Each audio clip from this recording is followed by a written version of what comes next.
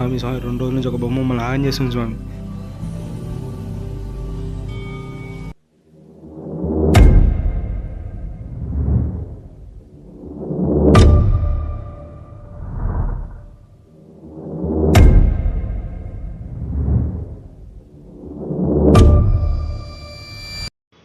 ఎలాగైనా మీరే మమ్మల్ని కాపాడాలి స్వామి.